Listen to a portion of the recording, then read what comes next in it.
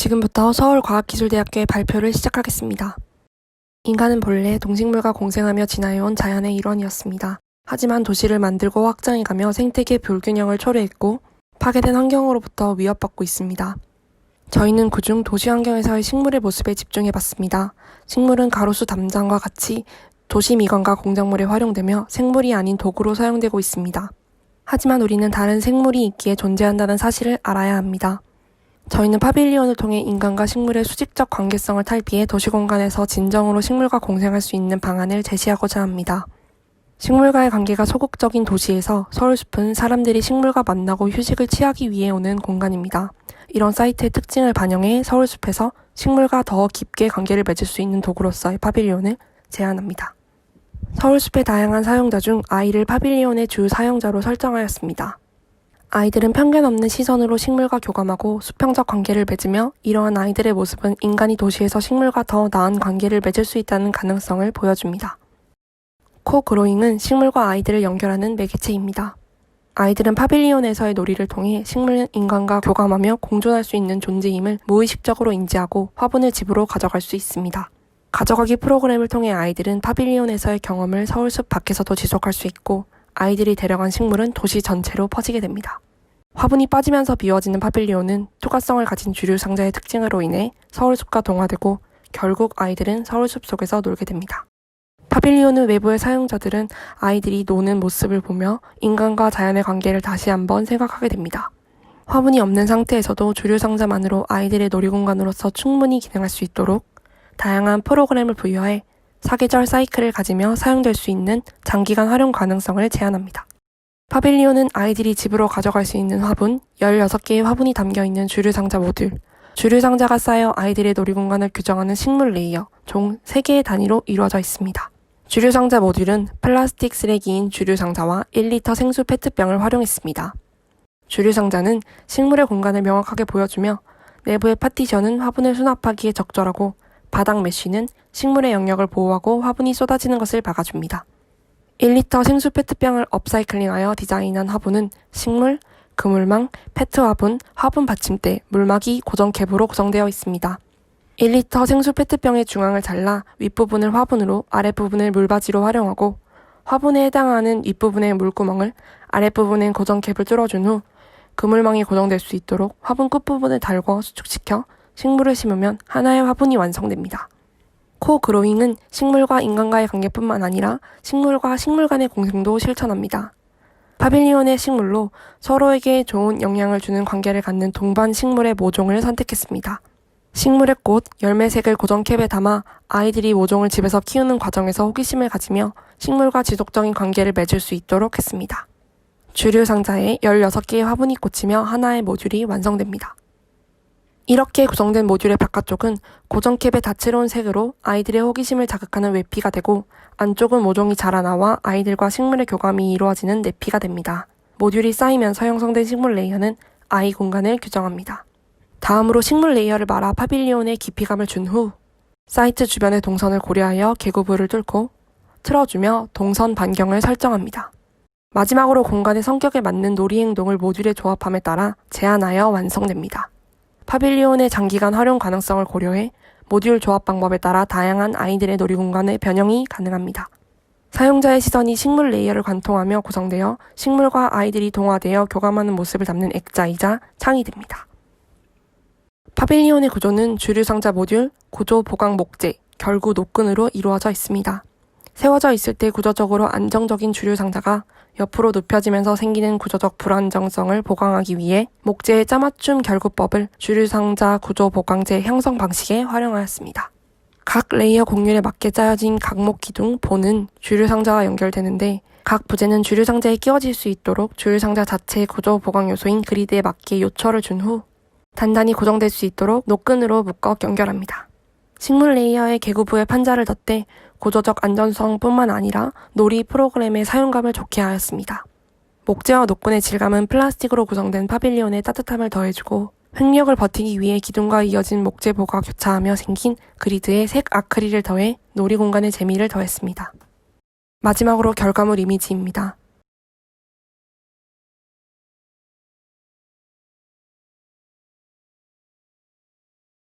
이것으로 서울과학기술대학교의 발표를 마치겠습니다. 감사합니다. 발표 잘 들었고요. 저는 되게 재밌게 들었어요. 지금 과기대 학생들 작업이 이거 일단 봅시다. 뭐 사실은 우리가 어쨌든 파빌리온을 학생들 입장에서 만든다는 게 이렇게 좀 어려운 부분이긴 하죠. 그렇죠? 우리 1대1의 것들을 만드는 것들을 많이 해본 것도 아니고 이제 하니까. 그래서 약간 재료적인 부분이나 혹은 그런 것들을 굉장히 좀 현실적인 것들을 좀 많이 사용하면서 좀 한 부분들이 좀 재밌게 들었고, 저는 그 부분이 되게 재밌었던 것 같아요. 아이들이 어쨌든 식물들을 하는데 우리가 이게 사람들이 와서 식물을 이렇게 채워 넣는 게 아니라 식물들을 갖고 간다는 거죠. 아이들이 식물들을 갖고 가서 그러면 여기는 이제 채워져 있는 식물들이 점점 없어지는 건가요? 그게 아이들이 갖고 가서 도시로 이렇게 퍼져나가고, 지금 제가 이해를 맞게 했나요? 요 장면이었던 것 같아요. 예. 전에 거요. 전에 점점 비어지는 모습? 예. 이게 지금 점점 없어지는 거예요, 식물들이? 네네네. 그러면은 없어지면 그냥 완전히 다 없어졌을 때는 어떻게 되는 거예요? 저희가 다시 채우는 실기를 건가? 다시 채워. 아니요, 저희 다시 채우는 건 아니고 저희가 원래는 아이들이 저희가 인공적으로 조성했던 자연과 아니면 그 계곡으로 보이는 서울숲의 자연을 함께 체험하면서 놀이를 즐길 수 있다면, 이제 점점 비워지면서는 완전히 서울숲의 자연과만 함께하는 그런 모습을 그리고자 했거든요. 그래서 다시 채워지는 건 아닙니다. 아니 뭐 근데 그 부분은 약간 저는 오히려 이게 재밌는 것 같아요. 이렇게 순환하는 느낌이지. 이게 뭐 사실 이렇게 작년에도 어쨌든 1등 했었던 학생들의 작업들이 식물들이 와서 일종의 파빌리온을 이렇게 와서 막 식물들을 심는 방식으로 우리가 했잖아요. 근데 이거는 오히려 약간 거꾸로 파빌리온에 있었던 어떤 식물들을 시민들이 가져간다. 근데 이게 단순히 약간 이 운영 이건 약간 건축이라기보다는 약간 운영적인 측면에서의 이야기이긴 한데, 그래서 이제 갖고 가면은 시민들은 어떻게 보면 아까 얘기한 것처럼 뭐 도시에 식물들을 이렇게 심겠죠. 여기가 일종의 약간 제너레이터 같은 게 돼서 뭐 식물들이 계속 뭐 어디선가 이렇게 오는 거죠. 그냥 뭐 여러분들이 진짜 이걸 공급을 해주든 아니면 다른 뭐 운영 방법을 좀 생각을 해서, 그래서 식물들이 계속적으로 이거는 일종의 팜 같은 역할, 팜의 역할을 해서 시민들은 약간의 그걸 뭐 돈까지 지불해서는 아니겠지만 어쨌든 갖고 가서 뭐 자기 집에서 키우든 뭐 마당에서 키우든 아니면 어디 뭐 회사에 자기의 화분을 만들어서 두든 뭐 이런 방식이면 되게 재미있을 것 같아요. 그래서 좀 더 어쨌든 순환하고 뭐 그런 것들이면 좋을 것 같고요. 이건 사실 이렇게 여러분들이 어쨌든 친환경적인 생각들을 공부해보고자 우하우스 주최 측에서도 이런 주제를 짠 것 같은데, 자원의 순환은 되게 중요한 것 같아요. 우리가 파빌리온을 지금 다 설계를 하고 있는데 우리가 한 뭐 일주일 혹은 2주일 설치되는 파빌리온이 그냥 이렇게 막 열심히 설치하고 그냥 철거되고 어떻게 보면은 다시 뭐 자연으로 돌아가야 되잖아요. 그 폐기물들이. 건축물도 마찬가지죠. 이게 20년, 30년 혹은 뭐 굉장히 오래된 50년, 100년 되는 건물들도 결국에 그게 뭐 나중에 뭐 철거를 한다 그러면은 자연으로 다시 그 재료들이 돌아가야 되는 거잖아요. 그럼 우리가 과연 그랬을 때 우리가 어떤 재료들을 사용할지, 어떤 방식으로 건물을 빌드를 할지, 뭐 이런 거는 건축가로서 한 번쯤 생각해 봐야 되는 약간 윤리의식 같은 거라고 저는 좀 생각을 하고 있고요. 어쨌든 이런 뭐 자원의 순환 혹은 뭐 여러분들이 만든 어떤 재료의 순환 뭐 이런 것들이 전체가 다 환경적인 요인들에 의해서 생각이 되면 좋겠다는 생각이 들어요. 그래서 한번 그 투시도를 다시 한번 돌아가 볼까요? 아까 그 투시도가 저희 일단은 뭐 이거 봅시다. 이거 보면은 뭐 나무 소재들 같은 거는 뭐 좋은 것 같아요. 이런 나무 소재들이나 뭐 노끈 이런 거는 조금 더 그래도 환경적인 어떤 유해 요소가 없는 재료들 뭐 이런 것들인 것 같고, 사실 그럼 이거는 약간 페트를 재활용해서 만드는 게 되는 건가요? 이 소재 같은 경우는 페트 혹은 뭐 여기에 약간 우유 박스라고 해야 되나요? 뭐 이런 것들, 이런 거는 약간 재활용으로 우리가 이해를 해야 되는 건가요? 아, 페트병 같은 경우에는 이제 기존에 막 페트병 같은 게 원래 낭비가 많이 되는 그런 것 중에 하나잖아요. 그래서 저희가 그거를 활용을 해서 저 색깔이 저 다 다른 것도 그냥 뭐 페인트를 칠해서 할 수도 있지만 다양한 페트병의 모습을 보여주면서도 식물의 모습을 담는다라는 의미를 가지고 있어서 재활용의 측면이 강합니다. 뭐 어쨌든 그런 것들을 뭐 다른 분들도 좀 많이 느꼈으면 좋겠어요. 이게 리사이클 무언가 활용된 이미 뭐 사용된 것들을 갖고 와서 뭐 재활용하는 방식으로 뭐 우리가 이거를 일종의 호스로 디자인한 거다, 뭐 그런 이야기를 한다든지, 아니면 이런 사실은 이거 뭐 지난번 국현걸 교수님 작업에 뭐 여러분들 보면은 어떻게 보면은 굉장히 기성용품들, 기성 제품들을 활용해서 디자인하는 것 방법이 있었잖아요. 그래서 그거를 뭔가 이렇게 재활용해서 사용을 하는 뭐 그런 이야기들로 좀 설명이 되면 좋을 것 같고요. 제가 그냥 평면으로 한번 가볼까요? 평면으로. 근데 이제 최종 어쨌든 우리는 뭐 로직이 있는 디자인 프로세스를 이렇게 만드는 사람들이긴 한데 최종 디자인을 염두에 안 둘 수는 없을 것 같아요. 요 장면 잘 이렇게 보여주셨는데, 그러니까 이게 과연 우리가 사이트가 이렇게 있을 때 이 평면적으로 어떤 이런 나선형의 형태들을 만드는 게 과연 디자인적으로 어떤 의미를 주는 거냐, 뭐 그거는 여러분들이 한번 생각을 해볼 필요는 있을 것 같아요. 우리가 뭐 입체적으로 어떻게 보면은 뭐 이런 앉는 행위들 혹은 뭐 이렇게 서서 무언가를 하는 행위들, 뭐 이런 다양한 어쨌든 인간의 행위를 담는 건데, 과연 이게 약간 평면적으로 이렇게 뭐 곡선을 일종의 가벽을 만드는 정도로 우리의 디자인, 우리 이렇게 여러분들이 한 디자인이 뭐 얼마만큼의 의미를 가질지, 혹은 결과로서 이게 과연 형태적으로 어떤 의미를 전달할지, 이거는 사실은 좀 더 고민을 해봐야 되는 것 같아요. 근데 뭐 지금 이거는 사람마다 다를 수 있을 것 같은데, 저는 어쨌든 좀 더 여러분들 건축을 하는 사람들이니까 뭐 좀 더 입체적인 어떤 형태들을 만들어서 사람들이 그 뭐 파빌리온 안에 뭐 좀 더 이렇게 들어와서 어떤 행위들을 하고 뭐 적극적으로 무언가를 하는 뭐 그런 걸 끌어내면 좋겠다는 생각이 들어요.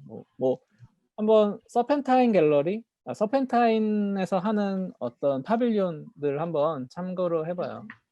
런던에서 매년 하는 그 서펜타인 파빌리온들을 보면 어쨌든 여러분들이 하는 지금 좀 생각들이 약간은 평면적인 상황에서 뭐 이렇게 만들어지는 것 같아요.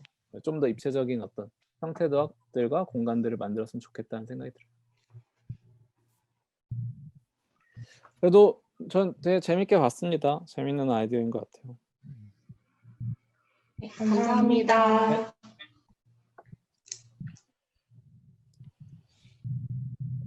혹시 과기대 작품 질문 있으시면 질문 받도록 할게요.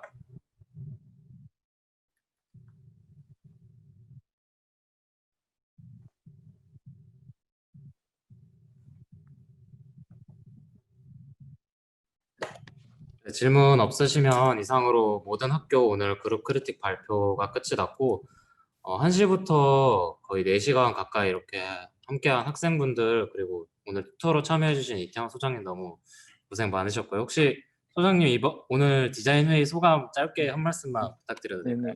네네. 네, 알겠습니다.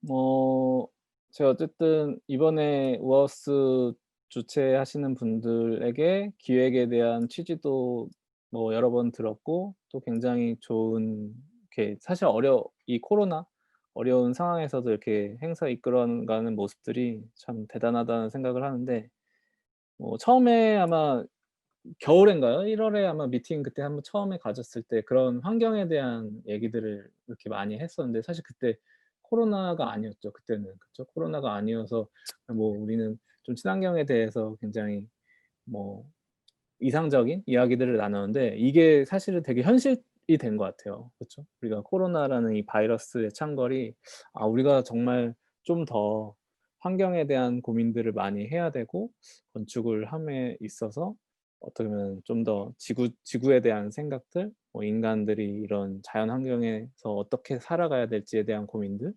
많이 해야 되는 게 진짜 이 현실에서 정말 크게 나타나는 것 같아요. 그래서 여러분들이 하는 어쨌든 지금 공생에 대한 생각들이 저는 뭐 굉장히 좋은 공부가 될 거라고 생각을 하고 그리고 우하우스를 어쨌든 몇 년 이렇게 제가 지켜보면서 굉장히 좋은 거는 이렇게 대학생들이 이렇게 자발적으로 이런 건축 행사도 만들고 또 자기 작품도 실제 한번 설치해 보고 또 전시도 하면서 좀 시민들과 교류도 하고 이런 거를 보면 사실 '난 대학생 때 왜 저렇게 못했지?' 이런 생각들이 들거든요. 그래서 여러분도 굉장히 되게 뜻깊은 행사라고 생각이 들어요. 참여하시는 분들이 이 경험 자체가 굉장히 뜻깊은 것 같고 이게 아마 쌓이고 쌓여서 어쨌든 좋은 이 대학 생활에서의 어떤 추억 혹은 또 건축가로서 앞으로 미래의 건축가로서의 좋은 경험이 될 거라고 생각을 합니다. 그래서 항상 우하우스 주최하시는 분들 항상 응원하고 있고 또 여기 참여하시는 학생들과 작품 활동하는 것도 굉장히 응원하고 있으니까 재미있게 이렇게 건축을 이렇게 너무 어렵게 생각하지 말고 즐겁고 재미있게 작업했으면 좋겠다는 생각을 하고 있습니다. 아무튼 전시 때 또 심사 때와 전시 때 다시 또 만나도록 하겠습니다. 네, 고생 항상 많이 했습니다. 해주셔서 네. 너무 감사드리고 오늘 그룹 영상도 유튜브에 다음 주 업로드되고 그 학교별로 티저 이미지 그때 제출하셨던 것도 이제 오늘부터 업로드가 진행되니까 많은 관심 부탁드리고요. 그러면 11월 7일 그때 대면 심사 때 다 뵙는 걸로 하고 마지막으로